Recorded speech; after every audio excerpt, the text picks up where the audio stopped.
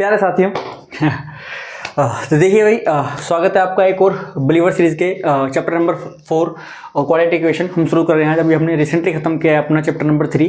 चलो भाई, तो यहाँ पर भी हमको मिलने वाले हैं वही एग्जैक्टली क्वेश्चन जो आपको पेपर में देखने के लिए मिलने वाले हैं। तो भाई ये बिलीवर सीरीज उन सभी बच्चों के लिए जो कि अपने आप में विश्वास रखते हैं और जानते हैं कि इस बार हम बहुत ही खतरनाक स्कोर करने वाले हैं और पेपर की तो बस टाइम फिक्स हो जाएगी। देखिए भाई, तो पहला क्वेश्चन आपके सामने आएगा, उससे पहले लेकिन आपको समझना है कि भाई इस क्वाड्रेटिक जो इक्वेशन है सिलेबस में हमारे सिलेबस में कितना पार्ट है अभी और क्या हमें पढ़ना है। ठीक है, तो इंपॉर्टेंट चीज़ है उसके बाद डिस्कस करेंगे। सबसे पहले तो भाई सबसे पहले आपको पता होना चाहिए क्वाड्रेटिक इक्वेशन की जो स्टैंडर्ड फॉर्म होती है, स्टैंडर्ड फॉर्म वो क्या होती है। वो होती है आपकी ax² plus bx plus c is equals to 0। इसी फॉर्म में होनी चाहिए। ऐसा नहीं हो कि भाई bx पहले हो और ax² बाद में आ जाए, नहीं ऐसे भी नहीं, ऐसे ही होना चाहिए। ठीक है, जो आपका जो भी इक्वेशन है, ठीक है, जो क्वाड्रेटिक इक्वेशन है उसकी जो पावर्स हैं वो क्या होनी चाहिए भाई, डिसेंडिंग ऑर्डर में होनी चाहिए। किसमें होनी चाहिए? डिसेंडिंग ऑर्डर में होनी चाहिए। सबसे बड़ी पावर सबसे पहले, फिर उसका छोटी, उससे छोटी, फिर सबसे छोटी। अब दूसरा आपको यहाँ पर पता होता है कि भाई ये a जो है वो कभी भी 0 नहीं हो सकता। क्यों 0 नहीं हो सकता? क्योंकि हम जानते हैं कि अगर a 0 हो गया तो x² 0 हो जाएगा, और अगर x² 0 हो गया तो मतलब ये वाला पार्ट यहाँ पर बचेगा नहीं, और क्या बचेगा? bx plus c which is linear. ठीक है, सो क्वाड्रेटिक होने के लिए जरूरी है कि हमारा a 0 ना हो। चलो, तो ये हमारी स्टैंडर्ड फॉर्म है, एक पहली चीज हमें ये पता होना चाहिए। अब देखो भाई, इस पर बेस्ड कुछ क्वेश्चन हैं, मतलब पहले आपको स्टैंडर्ड फॉर्म बनानी आनी चाहिए कि कैसे बनाते हैं इसको। तो आपको हो सकता है कि कुछ बड़े प्रॉब्लम्स दे फिर आपसे बनवाए, ऐसी चीजें हमें करने को मिलती हैं पहले एक्सरसाइज के अंदर। तो इसी कॉन्सेप्ट पर बेस हमारे पहले एक्सरसाइज है आपके एनसीईआरटी के अंदर या फिर किसी बुक के अंदर। अब इसके बाद क्या आता है? इसका आता है सॉल्यूशन। अब पहले तो हमने निकाल लिया, अब इसका सॉल्यूशन कैसे फाइंड करें। ठीक है, तो सॉल्यूशन फाइंड करने के लिए भाई हमारे पास में इसके दो तरीके होते हैं। पहला तो होता है जी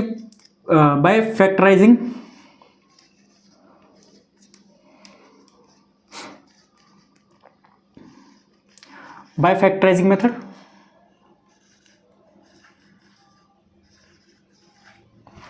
और दूसरा आपका होता है by quadratic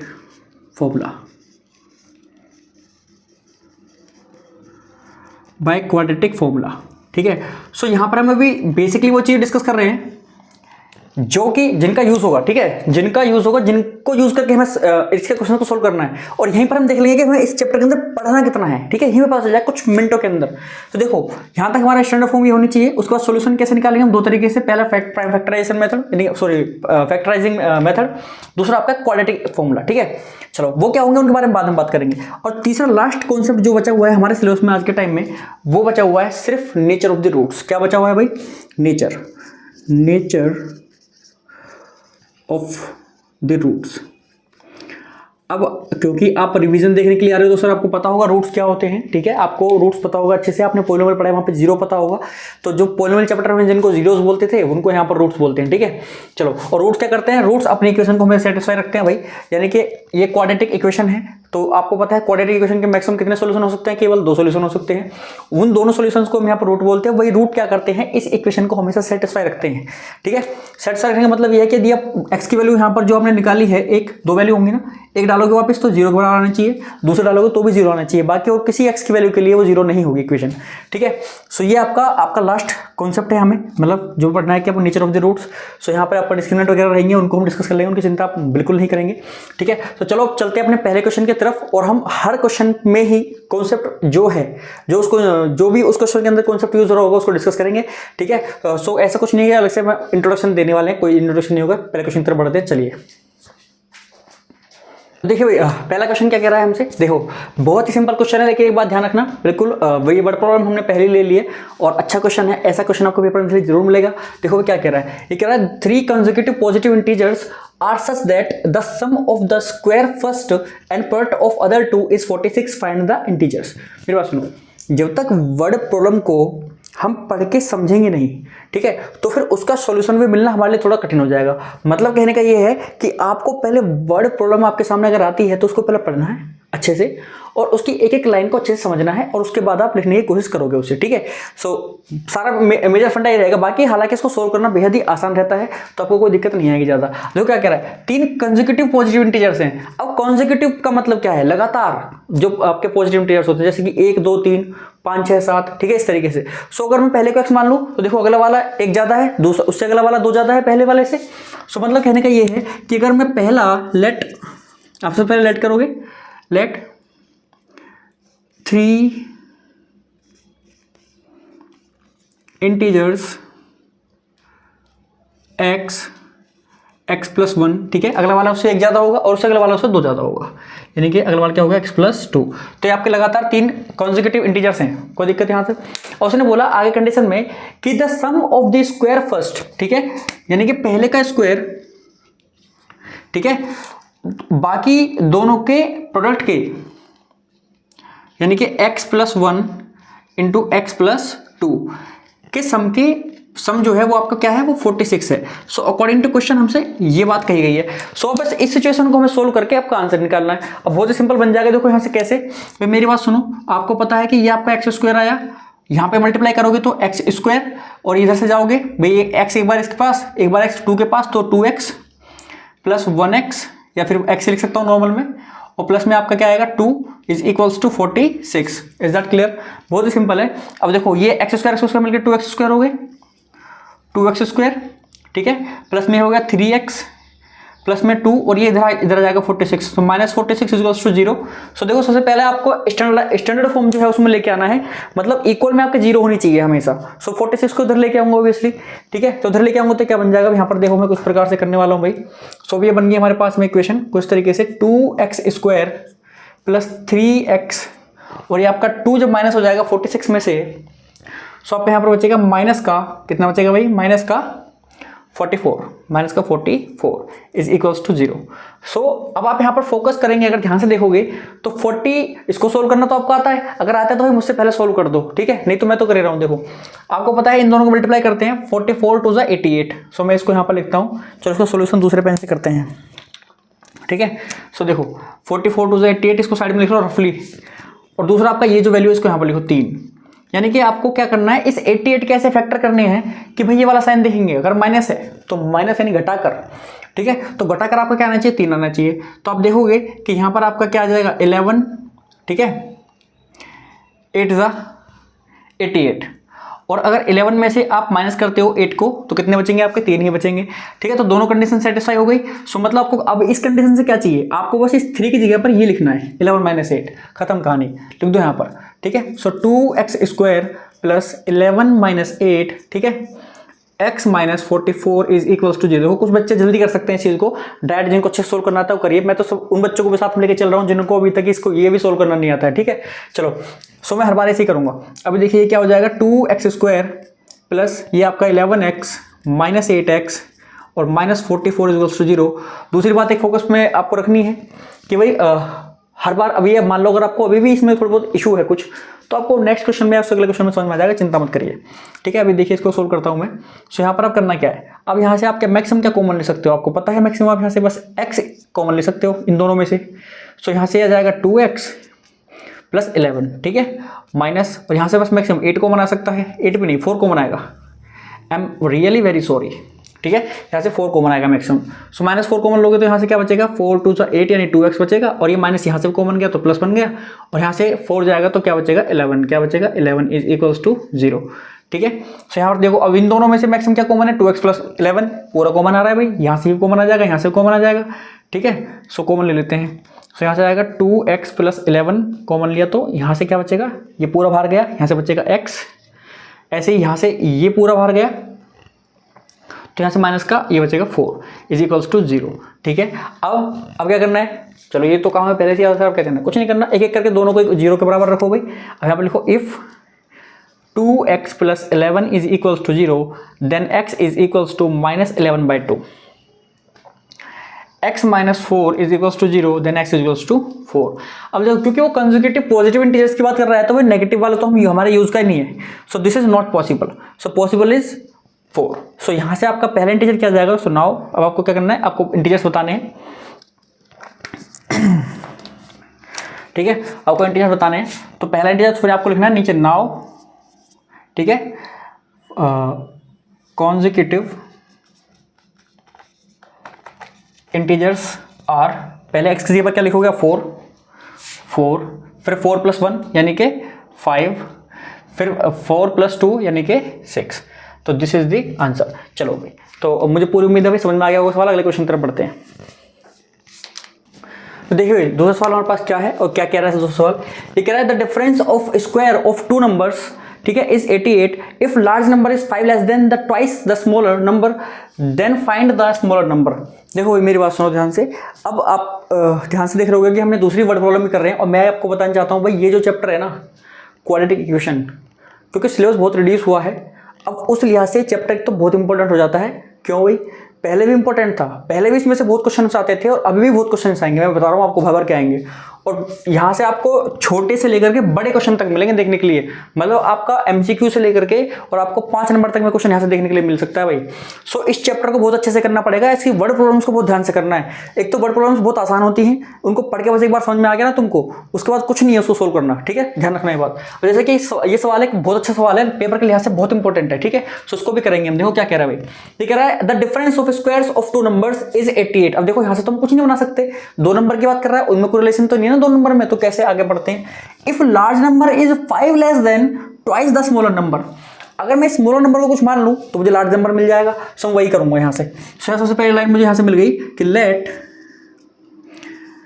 smaller number is equals to x, so यहाँ से इंप्लाइज दैट लार्ज नंबर यहाँ से बन जाएगा अब, ठीक है। तो लार्ज नंबर क्या हो गया भाई, लार्ज नंबर आपका क्या है, लार्ज नंबर छोटे वाले के दुगने से 5 कम है, यानी कि x के डबल से कितना कम है, 5 कम है। ये तो बोला है कि 5 less then twice the smaller number, तो स्मॉलर नंबर अगर x है तो x के डबल से 5 कम है। समझ आ गया अच्छे से। चलो भाई अब क्या करना है जी, अब कुछ नहीं करना, हमारे पास दोनों नंबर हैं, उनका स्क्वायर का डिफरेंस है ना, difference of square of two numbers, ठीक है। तो मेरी बात सुनो, डिफरेंस यानी कि बड़ा नंबर में छोटा नंबर घट रहा होगा, सो भाई 2x माइनस 5 के होल स्क्वायर में से माइनस हो रहा होगा x स्क्वायर, ये तो बोला अकॉर्डिंग टू क्वेश्चन। तो आपको क्या मिल रहा है, आपको 88 मिल रहा है। अब इसको सोल्व करना है बस आपको। तो जिन बच्चों को समझ में आ गया भैया मुझसे पहले सोल्व कर दो, और जिनको नहीं आया है जरा ध्यान से समझ के चलो यहाँ से देखो क्या होगा। सो यहाँ से x स्क्वायर, ये आपका इसमें लग जाएगा a माइनस बी का whole square, so a square यानी कि 2x का whole square plus B square यानी कि 5 का स्क्वायर माइनस 2a भी होता है, तो -2 मल्टीप्लाई 2x मल्टीप्लाई 5, और ये आपका माइनस में एक और x स्क्वायर है यहाँ पर, और is equals to 88। Is that clear. चलो सो भैया ये मत बोलना कि सर जी हमें ये फॉर्मूला भी याद नहीं है, अगर नहीं है तो एक बार मैं लिख देता हूँ, कोई दिक्कत नहीं है आपको। ये आपका a माइनस बी का होल स्क्वायर होता है भाई, a square plus B square minus 2ab, ठीक है। वैसे इतना टाइम नहीं है हमारे पास, ठीक है, तो पर ये फॉर्मूले आप बेसिक याद रखना है। इसको खोल दिया मैंने यहाँ पर, ये रहा। सो ये हो जाएगा भाई 4x स्क्वायर प्लस 25, ठीक है, माइनस का हो जाएगा कितना भाई, ये आएगा 2 to the 4 और 4 5 जो 20x, और माइनस में x square is equals to 88, ठीक है। सोल्व भी कर रहा हूँ उसको मैं, 4x में से x स्क्वायर गया तो 3x स्क्वायर बचेगा, ये बच गया 3x स्क्वायर, चलो 3x स्क्वायर बच गया हमारे यहाँ पर, ये गया इसमें से, और ये 20x को मैं पहले लिख लेता हूँ, माइनस 20x को, और इस 25 को बाद में ले लेता हूँ, प्लस 25, और मैं इस 88 को इधर ले आता हूँ, तो माइनस का 88। अब देखो मैं इसको स्टैंडर्डाइज भी कर चुका हूँ साथ साथ, इक्वल टू 0 आ गया, माइनस होकर हमारा काम हो जाएगा। अब देखो मेरी बात सुनो ध्यान से, यहाँ पर आप देख पा रहे हो 3x square as it is, 3x square as it is, minus 20x as it is, इसको मैंने छेड़ा नहीं है। 25 में से 88 को हटा दूंगा भाई, सो 88 में से जब आप 25 को माइनस करोगे तो आपको बचेगा यहाँ से 3, और यहाँ से बचेगा 63 बचेगा, वो माइनस का, सो माइनस का 63 बचा। क्यों जी, क्योंकि छोटे में से बड़ा घट रहा है, सिंपल सी बात है, ठीक है। सो आपको यहाँ पर डरने की बिल्कुल भी जरूरत है नहीं, ये आपके सामने सवाल इस तरीके से चुका है, अब करना है इसको सोल्व करने के दो मेथड आपको पता है भाई, एक तो प्राइम फैक्टराइजेशन मेथड, दूसरा आपका quadratic equation by quadratic formula, ठीक है। आप उससे भी सोल्व कर सकते हैं, लेकिन फिलहाल हम क्या लगाते हैं यहाँ पर, प्राइम फैक्टराइजेशन मेथड ही लगाएंगे। तो आप देखिए यहाँ पर क्या करना पड़ेगा भाई, मैं देखो मुझे क्या करना है, इससे 63 की 3 मल्टीप्लाई करनी है, कितना आएगा वो देखता हूँ। तो 3 3 9 और 3 6 18, देखो 3 3 9 और 3 6 18 यानी कि 189 आपका यहाँ पर आ चुका है भाई, कोई दिक्कत, ठीक है। अब आपका नीचे है 20, कितना है भाई, नीचे है 20, तो दोनों को मैंने रफली लिख लिया है साइड में। अब मैंने आपको बोला था कि आपको इस 189 के ऐसे फैक्टर करने हैं कि आपका मल्टीप्लाई करके 189 आना चाहिए, और यहाँ पर ये साइन देखेंगे माइनस है ना, तो माइनस करके यानी कि माइनस करके आपका क्या आना चाहिए, 20 आना चाहिए, ठीक है। उन दोनों ही नंबर को जो फैक्टर आपके आएंगे, ठीक है। अब देखिए भाई, अब कैसे निकालें फैक्टर, अब कैसे निकालें भाई, बहुत सिंपल है, 189 आप इसके प्राइम फैक्टर्स करना शुरू कर दो, ठीक है। सो सबसे पहले आप करोगे तो आपका जाएगा 3 से, 3 जाएगा 3 6 जा 18, 3 3 जा 9, फिर 3 से जाएगा 3 2 जा 6, 3 1 जा 3, फिर 3 से चला जाएगा 3 7 जा 21 और ये आ जाएगा 7 1 जा 7। इस तरीके से आप क्या कर सकते हैं सर भाई, यहाँ से आप पेयर बनाओ दो दो नंबर के, क्योंकि इनको मल्टीप्लाई करके हमें क्या मिलेगा 189 मिलेगा। सो यहाँ से वो नंबर्स के पेयर बनेंगे दो दो के, जिनको मल्टीप्लाई करके क्या मिलेगा 189, और उनमें से वो पेयर हमें लेना है जिसको माइनस करके 20 आता हो। बस सिंपल सी बात है। सो देखो जैसे कि 7 1 जा 7 3 21 और 3 3 जा 9, तो मतलब कि अगर 21 को और 9 को मल्टीप्लाई करूंगा तो मुझे क्या मिलेगा 189 मिलेगा। लेकिन इसको माइनस करके क्या 20 मिलता है? नहीं मिलता है, तो मैं इसलिए ये वाला पेयर नहीं लूंगा, ये मैं कहना चाह रहा हूँ। ठीक है, समझो आगे। अब कोई और पेयर बनाते हैं, चलो कोई और पेयर बनाते हैं, बहुत सिंपल सा। जैसे कि 3 3 जा 9, 9 3 जा 27, 9 3 जा 27 और 27 मल्टीप्लाई, देखो 27 मल्टीप्लाई 7, अब इससे भी क्या बनेगा 189 ही बनेगा। लेकिन जब मैं 27 में से माइनस करूंगा 7 को तो मुझे क्या मिलेगा 20 मिलेगा। तो दोनों कंडीशन को सेटिस्फाई करता हुआ नंबर मिल गया मुझे, दोनों कंडीशन को सेटिस्फाई करते हुए फैक्टर्स मिल चुके हैं, बस हो गया मेरा काम। तो मुझे क्या लिखना है 27 माइनस 7, किसको 20 को, खत्म कहानी यहीं पर। अब देखो सवाल कैसे होगा सोल्व।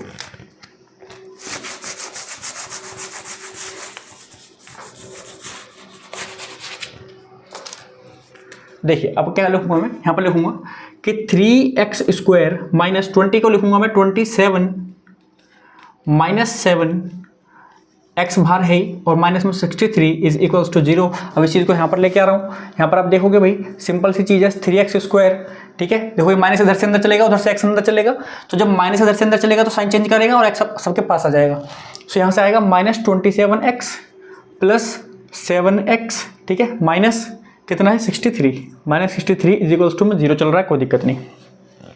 सोल्व करते हैं। यहाँ से मैक्सिमम क्या कॉमन आ सकता है भाई, इन दोनों में से मैक्सिमम आपका 3 कॉमन आ सकता है, 3x, तो 3x कॉमन लेंगे तो यहाँ क्या बचेगा x माइनस 9, कोई दिक्कत यहाँ तक किसी को, कोई दिक्कत नहीं। यहाँ से आप मैक्सिमम 7 कॉमन ले सकते हो, तो यहाँ से क्या बचेगा x minus 9 is equals to 0। अब इन दोनों में से मैक्सिमम क्या कॉमन आ सकता है, x माइनस 9 कॉमन आएगा और यहाँ से बचेगा 3x plus 7 is equals to 0। So यहाँ पे आप देखोगे भाई, एक बार आप क्या जीरो करोगे, 3x प्लस 7 को आप 0 कर दो, यहाँ से आपको x की वैल्यू मिल जाएगी minus 7/3, which is not possible, क्योंकि भाई यहाँ पर वो बात कर रहा है आपसे difference of to squares of difference of two numbers, ठीक है। सो नेगेटिव नंबर्स क्यों लेने हैं हमको, ठीक है, नेगेटिव नंबर्स क्यों लेने, पॉजिटिव नंबर लेंगे, चलो कोई दिक्कत नहीं है। फिर देखा जाए तो उसको भी ले सकते हैं, क्योंकि उसने बोला नहीं है पॉजिटिव नंबर, तो चलो इसको भी कंसिडर करेंगे, कोई दिक्कत नहीं है। दूसरा यहाँ से आपका आएगा x equals to x minus 9 is equals to 0, ठीक है। तो यहाँ से आ जाएगा x इज इक्वल्स टू 9, यानी कि एक वैल्यू आपकी ये हो गई। सो इन दोनों नंबर को जब हम एक एक करके लेंगे, सो ये वही दोनों नंबर हैं जिनके स्क्वायर का डिफरेंस आपका क्या आएगा 88 आएगा, जिनके स्क्वायर का डिफरेंस क्या आएगा 88 आएगा। सो बस यही पूछ रहा है वो, फाइंड द स्मॉलर नंबर, ठीक है। तो स्मॉलर नंबर अगर निकालना हो आपको, तो भाई ये तो x की वैल्यू निकली दोनों साइड से, सो x की वैल्यू या तो ये हो सकती है या फिर ये हो सकती है। This is the answer of this question, ठीक है। तो चलो अगले क्वेश्चन की तरफ बढ़ते हैं भाई। तो देखिए भाई क्वेश्चन नंबर 3 कुछ प्रकार से हमारे सामने क्या कह रहा है, ये कह रहा है कि भाई the roots of the equation just like this, हमें दे रखे हैं कि जहां पर p आपका कांस्टेंट है, p की वैल्यू बतानी है, ठीक है, p आपका कांस्टेंट है, उसके रूट्स बताने हैं, रूट्स क्या होंगे, ठीक है। सो देखिए भाई ये हमें a b c d option दिए हुए इस तरीके से, आपको पता है यहाँ पर सॉल्यूशन आपको नहीं देना है, केवल टिक लगाना है। तो मेरी बात सुनो, निकाल तो सकते हो आप रूट्स, लेकिन अब आप ट्रिक से देखो भाई, मतलब कैसे इसको जल्दी हम फटाफट कर देंगे। भाई इन चार ऑप्शन में से कोई ना कोई सही है आपका, ठीक बात है। आपको यहाँ पर p दिया हुआ है, यहाँ पर माइनस p दिया हुआ है, यहाँ p दिया हुआ है, यहाँ पर माइनस p दिया हुआ है, तो मतलब कि या तो p है या तो माइनस p है, इन दोनों में से तो एक रूट होगा ही होगा। दूसरा आपको यहाँ पर p+1 दिया हुआ है, यहाँ पर p+1 दिया हुआ है, यहाँ पर माइनस p+1 दिया हुआ है, यहाँ पर माइनस p+1 दिया हुआ है, मतलब कि भाई या तो आपका देखो माइनस p+1 होगा और p होगा, ठीक है, या आपका p+1 होगा, ठीक है, या आपका माइनस p होगा। मतलब इस तरीके से कॉम्बिनेशन बनाएंगे तो ठीक नहीं बनेगा, लेकिन मतलब इनमें से कोई ना कोई आपका ऑप्शन सही रहेगा। और देखो मेरी बात सुनो ध्यान से, मतलब मैं छोटा सा कॉन्सेप्ट यूज करने वाला हूँ, विच इज व्हाट, वो है अगर ये इनमें से कोई भी इस इक्वेशन के रूट हैं, तो वो हमेशा अपने इक्वेशन को क्या करेंगे सेटिस्फाई करेंगे। अगर सेटिस्फाई करेंगे मतलब कि अगर मैं यहाँ से उस रूट को इस पर डालूं तो वो उसको 0 बना देना चाहिए। देखो अगर मैं p को इसमें डालूंगा और p इसको 0 नहीं बना पाया, तो मैं माइनस p को मान लूंगा कि वो सही है। ऐसे ही अगर मुझे पहले आएगा उसको डालूंगा, उस तरीके से चेक कर लेंगे। तो मतलब द्वार निकालना नहीं पड़ेगा, इसलिए मैं बता रहा था वो बात तुमको। अब देखो यहाँ पर पहले मैं मान लेता हूँ ये ऑप्शन सही है। सो p भी इसका रूट है, अगर p इसका रूट है तो सेटिस्फाई करना चाहिए।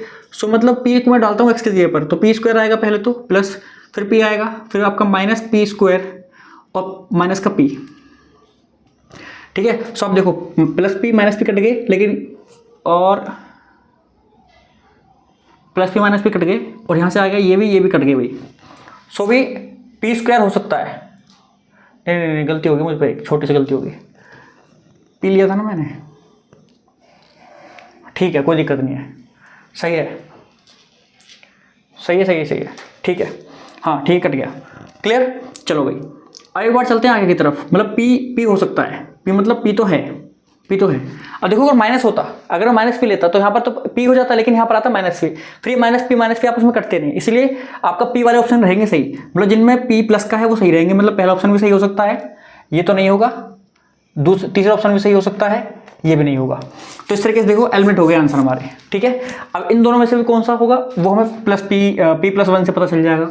तो मैं पी प्लस वन डालता हूँ यहाँ पर भाई। सो पी प्लस वन का होल स्क्वायर प्लस में पी प्लस वन, और यहाँ पर माइनस का पी स्क्वायर और माइनस का पी, ठीक है मैंने कर दिया। इधर मल्टीप्लाई खोल देता हूँ ये स्क्वायर, तो P square one plus two P plus P plus one minus P square minus P. देखो minus P plus P cut गया आपस में, पी स्क्वायर से पी स्क्वायर कट गया, लेकिन अल्टीमेटली आपको पता है वन और वन ये जुड़ जाएगा, ये टू पी आएगा, तो ये कट नहीं रहा। इसका मतलब हमारा पी प्लस वन नहीं होगा, मतलब पी प्लस वाला ऑप्शन नहीं होगा, यानी ये वाला ऑप्शन भी नहीं होगा। और देखो पी प्लस वन वाला ये वाला ऑप्शन भी नहीं होगा, और ये वाला हो जाएगा, क्योंकि इसमें माइनस वाला आ रहा है। डाल के देख लेना आंसर सही आएगा, ये कटेगा पूरा पूरा, ठीक है। नहीं ऑप्शन नंबर सी आपका सही हो जाएगा, चेक करने की जरूरत नहीं है, पकड़ लो फिर भी, ठीक है। यहाँ पर तुम कर ही सकते हैं। पी प्लस वन डालते हैं तो माइनस का प्लस हो जाएगा, पी प्लस वन का होल स्क्वायर हो जाएगा, ठीक है। यहाँ पर आपका आ जाएगा माइनस का पी प्लस वन, माइनस का पी प्लस वन आ जाएगा। यहाँ पर आपका आ जाएगा, इसको मल्टीप्लाई कर देंगे आगे, तो आपका बनेगा minus P square minus P. और देखो यहाँ से इसको खोलेंगे तो बनेगा P square plus one plus two P, ये आपका बनेगा minus P minus one minus P square minus P, ठीक है।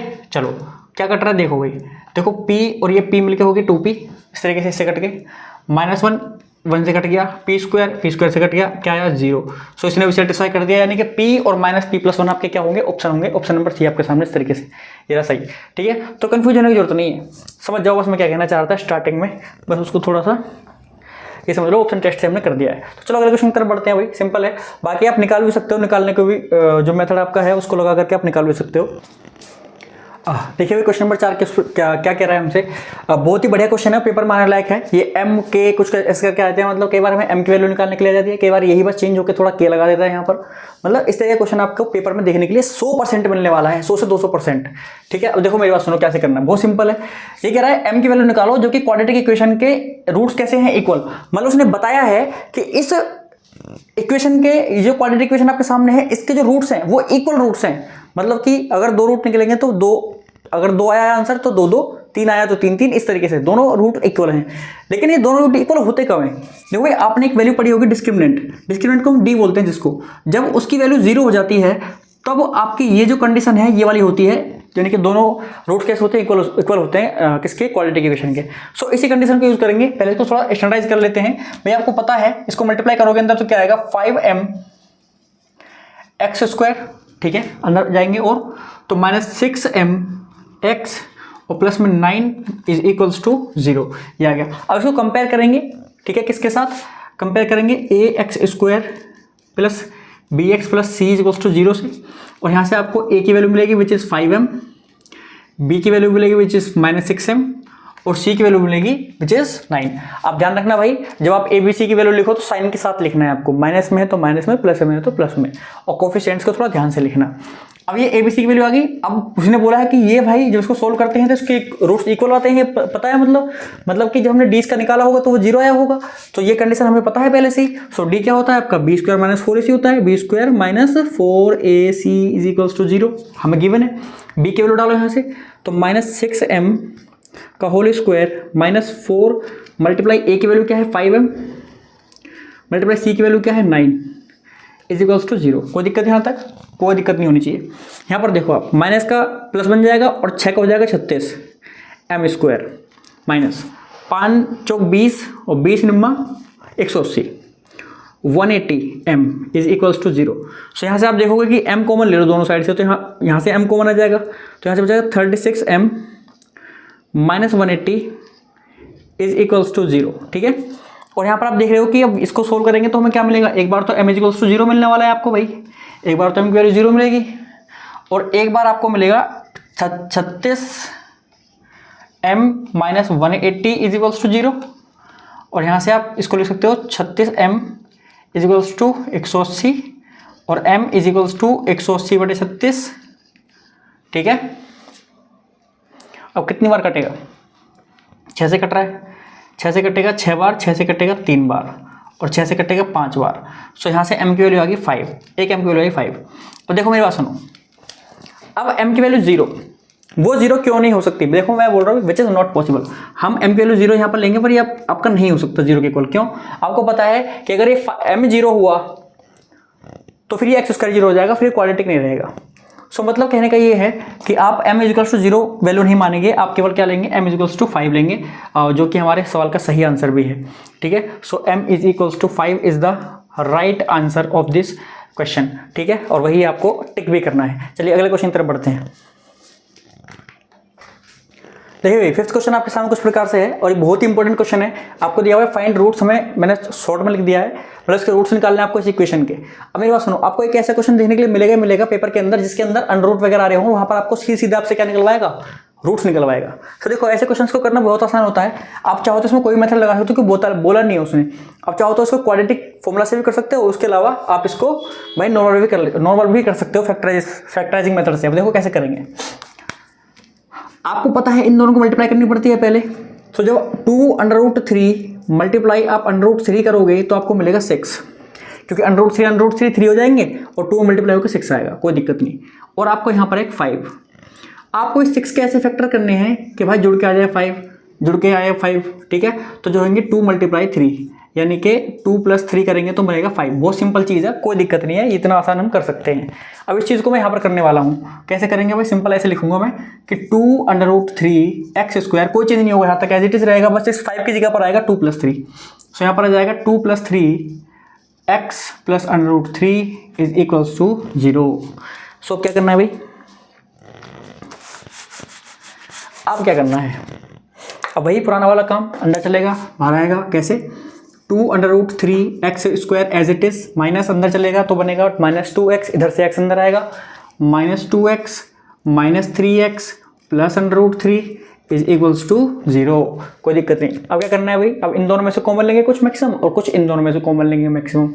वो कॉमन क्या लेना है उसके बारे में बात करेंगे, बस थोड़ा ध्यान से। भाई आपको पता है आप यहाँ से मैक्सिमम 2 कॉमन ले सकते हो और एक x कॉमन ले सकते हो, तो ले लो। हमने कॉमन लिया 2x, यहाँ क्या बचा, √3x - 1। अब यहाँ से क्या कॉमन लेना है वो बहुत इंपॉर्टेंट हो जाता है, समझने वाली बात है।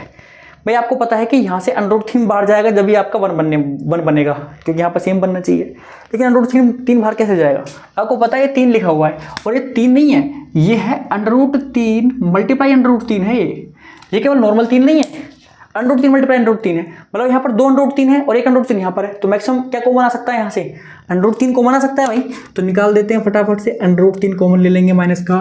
सो यहाँ से क्या बचा, सिर्फ यहाँ पर बचा, क्योंकि 1 √3 बाहर चला गया तो 1 बचा, 1 √3 बचा, एक तो यहाँ पर, एक यहाँ पर x बचा। यहाँ से क्योंकि माइनस भी बाहर गया है तो ये माइनस बन गया, और यहाँ से √3 बाहर गया है तो बचेगा 1, क्योंकि वहाँ पर तो अकेला है, और इज इक्वल्स टू 0। बस ऐसे करना होता है इनको। और देखो दोनों जगह पर सेम आ गया, इसको बाहर निकालो, √3x - 1 और यहाँ से बचेगा 2x - √3 is equals to 0। Is that clear. अब यहाँ से आप देखो एक एक बार दोनों को 0 रख दो। If √3x - 1 is equals to 0, then √3x is equals to 1 and x is equals to 1 upon √3. This is the first root of this equation. If 2x minus √3 is equals to 0, then x is equals to √3 या फिर x is equals to √3/2 and this is the second root of this equation. So देखो दोनों ही root हमारे पास में आ चुके हैं कुछ इस तरीके से, और मुझे पूरी उम्मीद है कि आपको समझ में आ गया होगा। अगले क्वेश्चन पर बढ़ते हैं।